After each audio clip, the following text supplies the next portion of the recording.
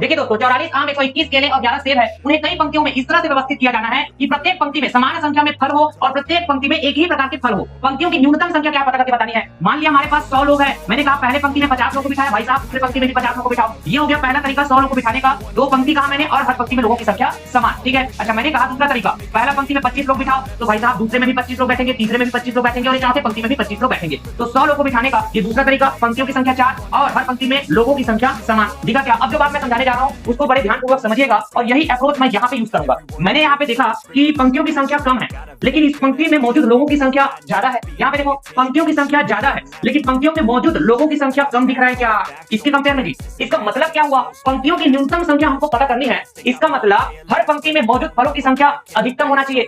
तो भाई साहब हमने कहा 44 और ये 121 और ये 11, इस तरह के अलग अलग फल है, तो इन सभी नंबर को डिवाइड कर दे, ऐसा बड़ा सा बड़ा नंबर हम पता करेंगे जो कि यहाँ पे 11 के बराबर है। क्या? जिसको हम कहते हैं सर एसपीएफ, ठीक है। मतलब पंक्तियों की न्यूनतम संख्या चाहिए तो हमको पंक्तियों में मौजूद फलों की संख्या अधिकतम चाहिए होगा, जो कि 11 है। क्या? हर पंक्ति में 11 फल आएंगे, ठीक। अब देखो, पंक्तियों की न्यूनतम संख्या पता करनी हो तो हम पहले टोटल फलों की संख्या पता करेंगे। तो जितने भी फल है उसको आपस में आप ऐड कर दो, फिर एक पंक्ति में मौजूद अधिकतम फलों की संख्या से डिवाइड कर दो, ठीक। तो आपको मिलेगा 16। तो यही तो है पंक्तियों की न्यूनतम संख्या 16। Option A will be correct.